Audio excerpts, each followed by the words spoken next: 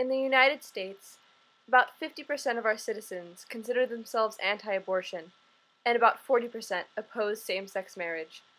These aren't issues of one's own courses of action. They are a matter of whether or not women should have the right to do as they wish with their own bodies, and whether or not people of different sexual orientations than what was priorly considered the social norm should have the same rights under U.S. law as everyone else. Why wouldn't someone vote for someone else's rights? Just because a woman can get an abortion doesn't mean women who don't want them will need to get them. And why would you be afraid of legalizing same-sex marriage? Do you think they'll convert you? Because that's a personal problem. The only reason for voting against someone else's rights is ignorance. Ignorance is what leads us to believe that our own point of view is right because it's all we've known. It isn't wrong to be ignorant, but it can and it should be remedied. We must consider other points of view.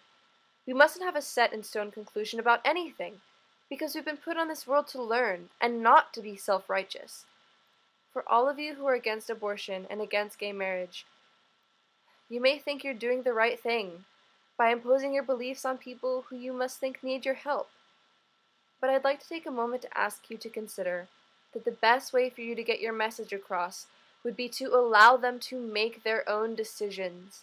And if it is a religious message, to let God judge them. It isn't for humans to judge each other. We are here to support each other. And if you believe that gayness and abortion are sinful, then let he who has not sinned cast the first stone. I'm sure you're not that person. I'm certainly not. Let us not be willfully ignorant of each other's beliefs, desires, and human rights. Instead, let us work together to make this world a better place through acceptance. Let's hear each other out, because ignorance is not something to be ignorant about.